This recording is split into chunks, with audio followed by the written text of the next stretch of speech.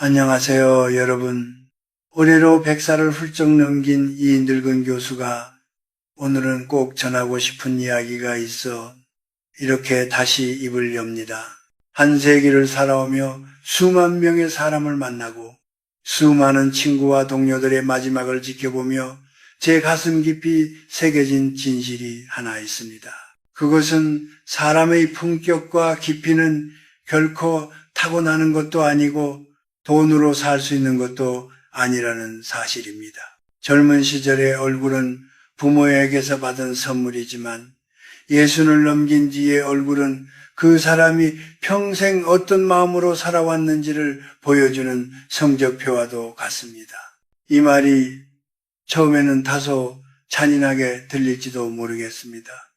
하지만 세월은 거짓말을 하지 않습니다. 나이가 들수록 어떤 사람의 얼굴은 가을산의 단풍처럼 차분하고 우아해집니다. 그 곁에 서 있기만 해도 마음이 편안해지고 말 한마디를 하지 않아도 따뜻한 기운이 전해집니다. 반면 어떤 이들은 갈수록 안색이 어두워지고 입꼬리는 굳게 내려앉아 가까이 있는 사람의 숨마저 막히게 만듭니다. 우리는 전자를 품격 있는 노년이라 부르고 후자를 초라하게 늙어가는 모습이라 부릅니다. 이 차이는 과연 어디에서 비롯되는 것일까요? 사람들은 흔히 말합니다. 노후에는 돈이 있어야 여유롭고 경제적 안정이 곧 품격이라고요. 하지만 제가 100년을 살아보니 이는 절반의 진실에 불과했습니다. 아무리 값비싼 옷을 입고 고급 음식을 먹고 넓은 집에 살아도 그 눈빛 속에서 탐욕과 원망이 뚝뚝 떨어진다면 그것은 귀함이 아니라 그저 비싼 껍데기에 지나지 않습니다. 반대로 가진 것이 많지 않아도 말투가 부드럽고 타인을 배려하는 마음이 몸에 밴 사람은 그 자체로 깊은 존엄을 풍깁니다. 진정한 품격은 재산 목록이 아니라 인격의 연륜에서 나옵니다.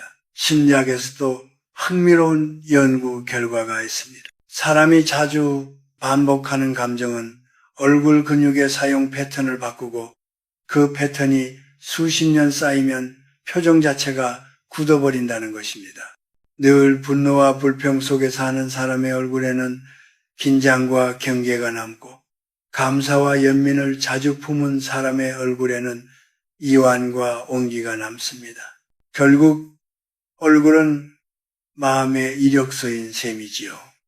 그래서 우리는 말없이도 누군가의 삶의 태도를 읽어내게 됩니다. 저는 일제강점기와 전쟁을 겪으며 정말 가난한 시절을 살았습니다. 배고픔과 두려움이 일상이던 그때에도 이상하게도 제 기억 속에 오래 남아있는 분들은 부유한 사람들이 아니었습니다. 떨어진 두루마기를 입고서도 눈빛만큼은 맑았던 어른들, 남을 탓하기보다 자신을 먼저 돌아보던 선비 같은 분들이었습니다. 그분들 곁에 있으면 이유 없이 마음이 가라앉고 괜히 허리를 곧게 펴게 되었습니다. 존경이란 말로 설명하기도 부족한 묵직한 신뢰가 그 얼굴에서 흘러나왔기 때문입니다. 반대로 자신의 부와 지위를 끊임없이 드러내며 아랫사람을 무시하던 이들은 시간이 갈수록 사람들 곁에서 사라졌습니다. 처음에는 사람들이 예의를 지키며 다가가지만 결국 남는 것은 피로감과 거리감뿐이었지요. 인간관계는 계산서가 아니라 온도로 유지된다는 사실을 그들은 끝내 배우지 못했습니다. 흔히 40이 넘으면 자기 얼굴에 책임을 져야 한다는 말을 합니다. 저는 이 말을 조금 늦춰서 예순이라고 말하고 싶습니다. 예수는 인생의 황금기로 접어드는 문턱입니다. 이때부터 얼굴에는 그동안 내뱉은 말의 씨앗이 열매를 맺고 품어왔던 생각의 결이 주름으로 새겨집니다. 늘 남을 미워하고 세상을 원망해 온 사람은 미간에 깊은 고통의 골이 생기고 작은 것에도 감사해 온 사람은 입가에 인자한 미소의 근육이 자리 잡습니다. 이것은 외모의 문제가 아니라 삶의 태도가 빚어낸 결과입니다. 영적인 관점에서 보자면 이것은 에너지의 흐름이기도 합니다. 인격이 단련된 사람은 맑고 따뜻한 기운을 내뿜어 주변을 편안하게 합니다. 그래서 사람들이 자연스레 모이고 그 사람의 말에 귀를 기울이게 됩니다.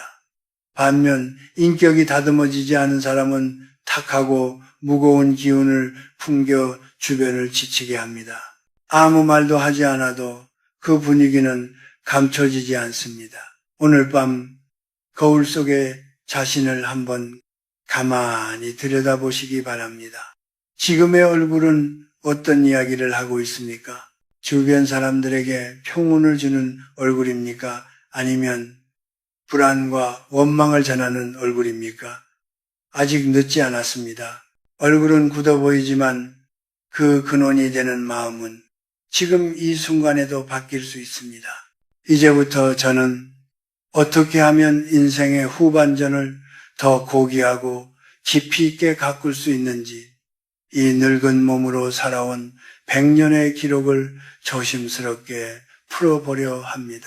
여러분, 이제 우리가 왜 나이가 들수록 어떤 이는 더 깊어지고 또 어떤 이는 점점 메말라 가는지 그 근본적인 이유를 짚어보려 합니다.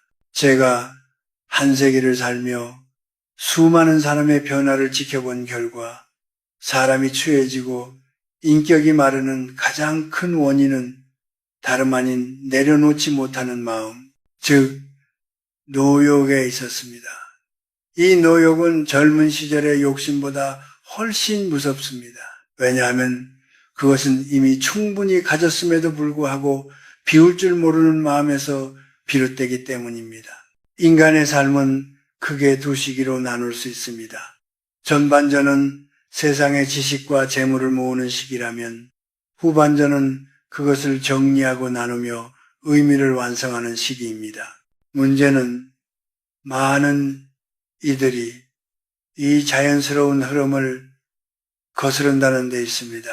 젊었을 때 움켜쥐었던 욕망과 집착을 노년까지 그대로 끌고 가려 하니 영혼의 과부하가 걸리는 것입니다. 마음은 이미 쉴 때가 되었는데 욕심은 여전히 질주를 멈추지 않으니 삶이 버거워질 수밖에 없습니다. 특히 자식에 대한 집착은 노년을 가장 쉽게 병들게 만드는 욕심입니다. 한국 부모들의 사랑이 깊고 지극하다는 것은 분명한 미덕입니다. 하지만 그 사랑이 내가 너를 이렇게 키웠으니 너는 이렇게 살아야 한다는 형태로 변하는 순간 그것은 사랑이 아니라 통제가 됩니다. 자식의 인생을 대신 살아주려 하고 자신의 희생을 계산서처럼 들이밀기 시작하면 부모의 얼굴에는 인자함 대신 서운함과 원망의 그림자가 드리워집니다. 상담 현장에서 만난 많은 노부모들이 공통적으로 토로하는 말이 있습니다. 나는 다 해줬는데 왜 저 아이는 고마워하지 않을까요? 그 질문 속에는 이미 사랑이 아니라 기대와 집착이 자리 잡고 있습니다. 제가 늘 마음에 새기며 살아온 말이 하나 있습니다. 자식은 내 소유가 아니라 하늘이 잠시 맡겨준 손님이라는 것입니다. 이 사실을 깨닫지 못하면 노년의 삶은 끊임없는 실망과 외로움의 연속이 됩니다. 반대로 이 진실을 받아들인 분들은 자식이 멀리 있어도 마음이 평온합니다. 그들은 자식의 선택을 존중하고 필요할 때만 조용히 손을 내밉니다. 아이러니하게도 그런 부모 곁에는 자식들이 더 자주 더 편안하게 찾아옵니다. 물질에 대한 과도한 애착 역시 사람을 빠르게 초라하게 만듭니다. 물론 노후 자금은 현실적으로 중요합니다. 그러나 돈을 위해 품격을 팔거나 주변 사람들에게 지나치게 인색해지는 순간 영혼은 급속도로 가난해집니다. 돈은 흐르는 물과 같아서 잘 흘러야 맑아집니다. 쌓아두기만 하고 나눌 줄 모르면 그 물은 결국 썩고 맙니다. 제가 만난 어르신들 중 얼굴에 윤기가 흐르던 분들은 예외 없이 베풀 줄 아는 분들이었습니다. 큰 돈이 아니어도 좋습니다. 따뜻한 말 한마디, 밥 한 끼, 진심 어린 관심이 그분들의 얼굴을 기름진 밭처럼 만들어 주었습니다. 반면 자기 것만 지키려 애쓰던 노인들의 얼굴은 마치 가뭄에 갈라진 논바닥 같았습니다. 늘 불안했고 늘 부족하다고 느꼈습니다. 영적인 관점에서 보면 탐욕은 무거운 진흙과 같습니다. 한 발짝 내디딜 때마다 더 깊이 빠져들게 만들지요. 우리가 세상을 떠날 때 가져갈 수 있는 것은 아무것도 없습니다. 집도 돈도 명함에 적힌 직함도 모두 이 땅에 남습니다. 오직 우리가 남긴 기억, 따뜻함, 인격의 향기만이 사람들의 마음속에 남아 우리를 증명합니다. 그런데 왜 우리는 인생의 끝자락에서까지 더 가지려 애쓰며 스스로를 힘들게 할까요? 노년의 귀함은 가진 것의 크기가 아니라 비운 것의 깊이에서 나옵니다. 제가 만난 가장 깊이 있는 친구들은 하나같이 소박했습니다. 높은 자리를 탐하지 않았고 알아주지 않아도 묵묵히 자신의 삶을 살았으며 젊은 이들의 실수 앞에서도 서두르지 않았습니다. 그들의 삶은 은은한 묵향처럼 시간이 지날수록 더 깊어졌습니다. 이제는 무거운 짐을 하나씩 내려놓을 때입니다. 나 아니면 안 된다는 생각, 내가 누군데라는 자존심, 자식의 삶까지 대신 책임지려는 과잉 보호, 이런 집착을 내려놓을 때 비로소 마음에 맑은 바람이 통하기 시작합니다. 텅 빈 방에 햇살이 더 잘 들듯 욕심을 비워낸 자리에서 진정한 평온과 품격이 싹 삽니다. 예수는 인생의 가을입니다. 가을산이 아름다운 이유는 화려함 때문이 아니라 모든 잎을 내려놓고도 담담히 겨울을 맞이하는 그 자세 때문입니다. 여러분의 삶도 이제 그러해야 하지 않겠습니까? 여러분, 나이가 든다는 것은 누구에게나 처음 가보는 길입니다.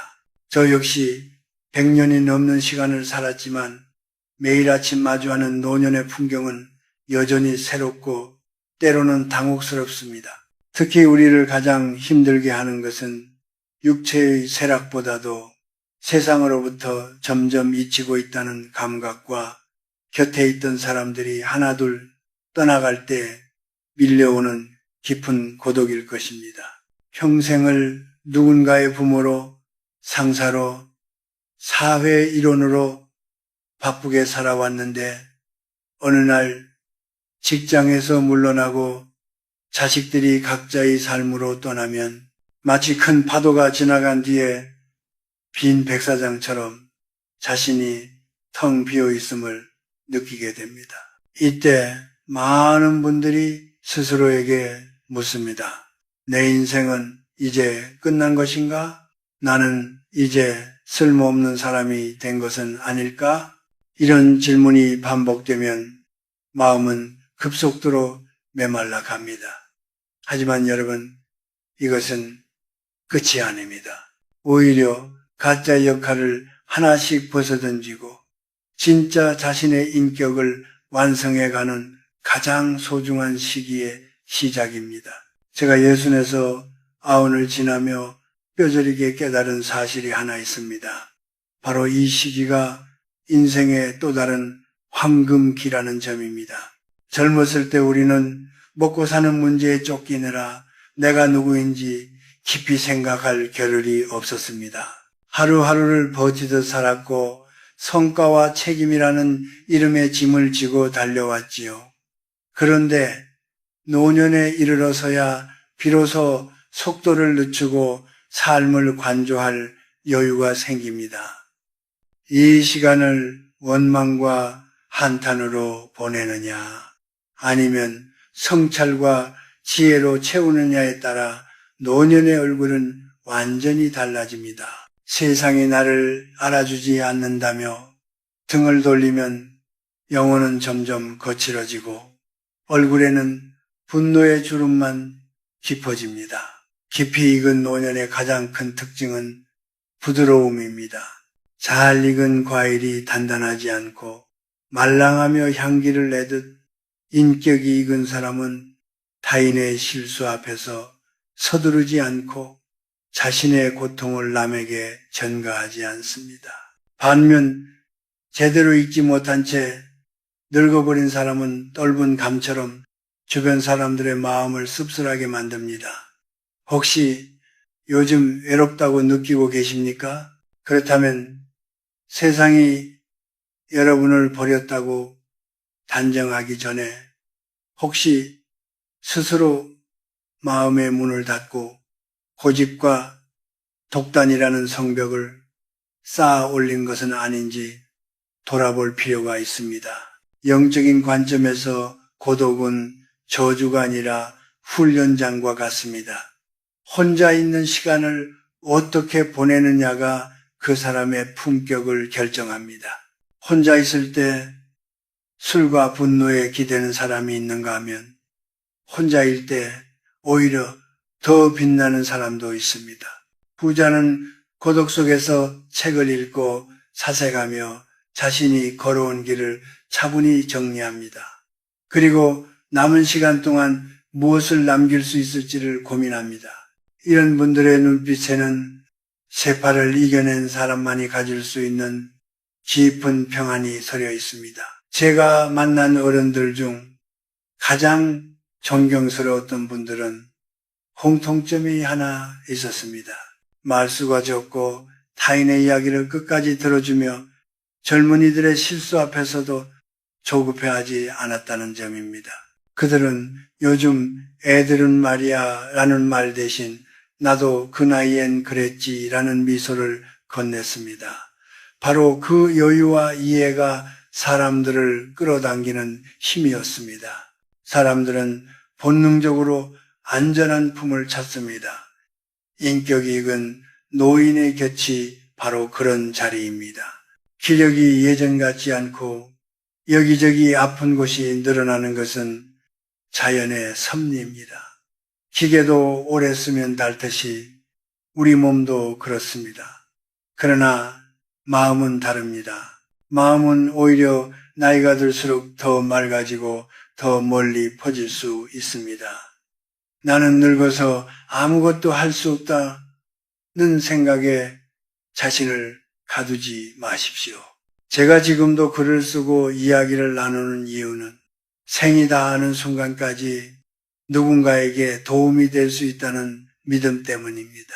공동체를 위해 혹은 이름 모를 누군가를 위해 마음을 내어줄 수 있는 노인은 결코 초라하지 않습니다. 그 삶에는 분명한 목적이 깃들기 때문입니다. 노년의 고독을 지나치게 두려워하지 마십시오. 그것은 영혼이 더 깊어지기 위해 잠시 머무는 정거장일 뿐입니다. 그 정거장에서 원망의 먼지를 털어내고 감사의 씨앗을 심을 때 여러분의 노년은 누구나 기대어 쉬고 싶어하는 울창한 나무처럼 변해갈 것입니다.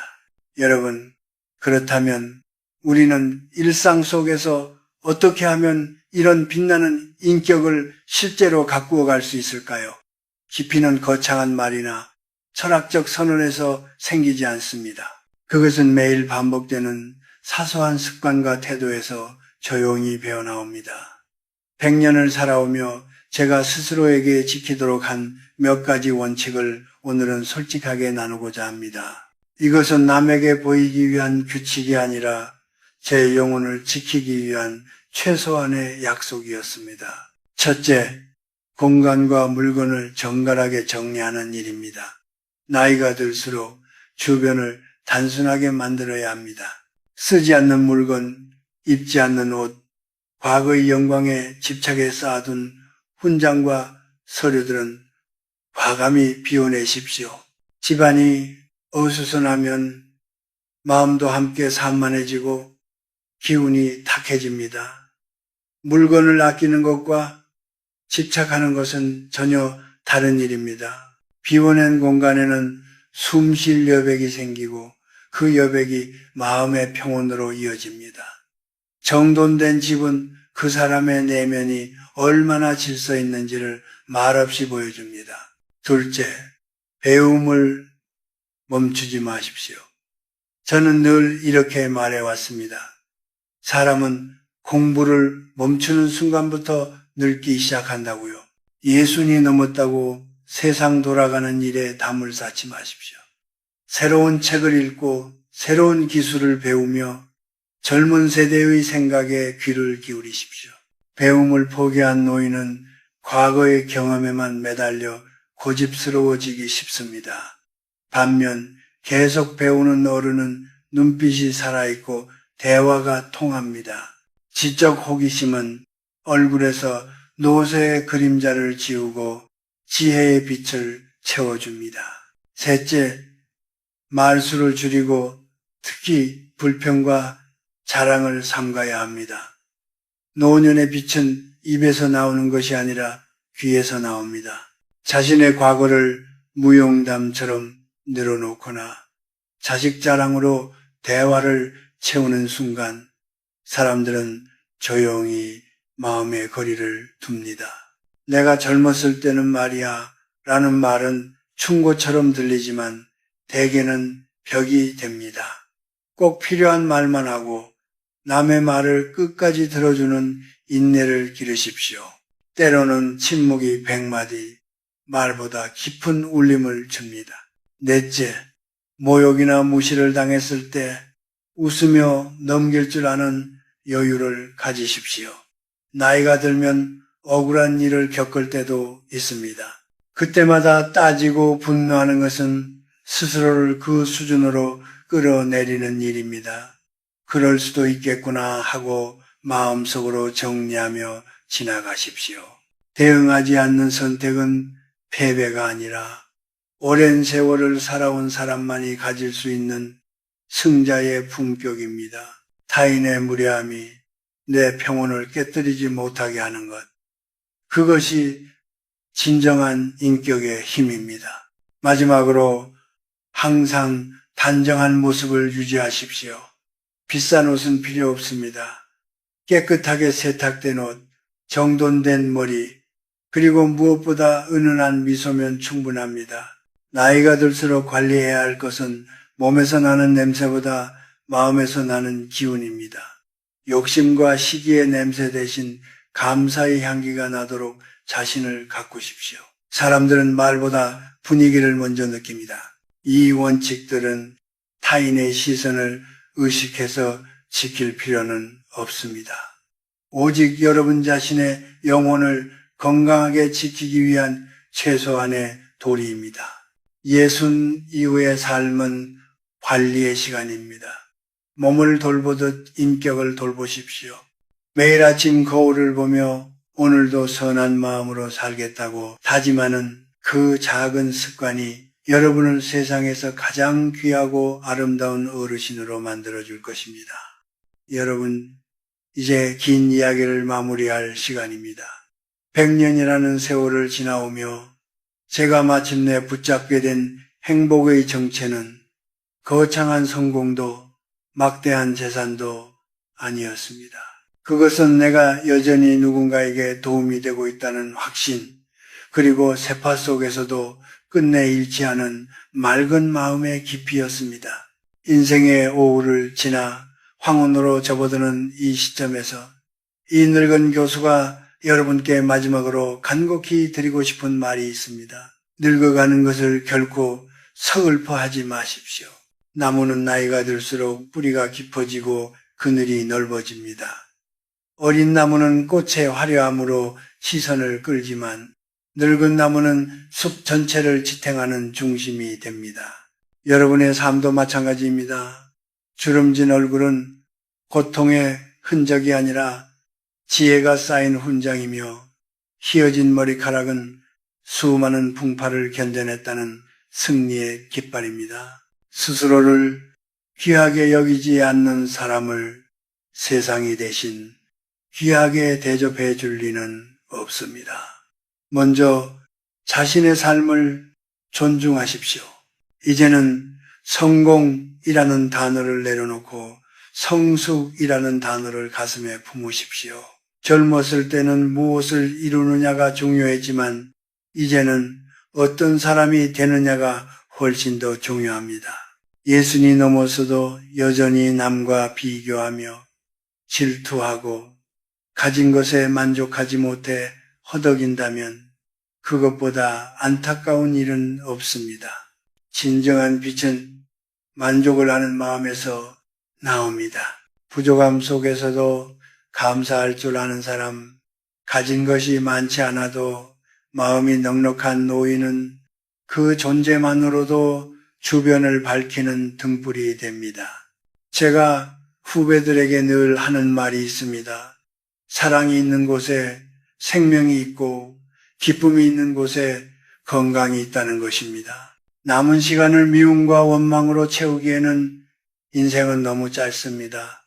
미워했던 사람도 원망스러웠던 과거도 이제는 놓아주십시오. 용서는 남을 위한 일이 아니라 여러분 자신의 남은 생을 귀하게 가꾸기 위한 가장 지혜로운 선택입니다. 미움이 머무는 마음에는 품격 있는 인격이 들어설 자리가 없습니다. 인생의 황혼은 결코 어두운 시간이 아닙니다. 낮 동안 뜨겁게 타올랐던 태양이 지기 직전 가장 아름다운 노을을 만들듯 노년 또한 그 어느 때보다 장엄할 수 있습니다. 그 빛깔을 결정하는 것은 평생 지켜온 선한 의지와 따뜻한 인격입니다. 죽음 앞에서 우리가 가져갈 수 있는 것은 아무것도 없지만 우리가 남기고 가는 인격의 향기는 대를 이어 전해집니다. 자식에게 돈을 물려주려 애쓰기보다 우리 부모님은 참 따뜻하고 배울 점이 많은 분이었다라는 기억을 남겨주십시오. 그것이 가장 위대한 유산이며 여러분을 영원히 귀한 존재로 남게 하는 길입니다. 이제 저는 다시 저의 책상으로 돌아가 남은 시간을 소중히 쓰려 합니다. 여러분도 오늘 밤 거울 속의 자신에게 조용히 인사해 보십시오. 참 잘 살아왔다. 이제부터는 더 향기롭게 살자고 말입니다. 여러분의 맑은 눈빛과 인자한 미소가 여러분을 이 세상에서 가장 귀한 사람으로 만들어줄 것입니다. 부디 건강하시고 평온하시길 바랍니다. 이 늙은 교수가 여러분의 인생 후반전이 저녁 노을처럼 눈부시게 빛나기를 마음을 다해 응원합니다.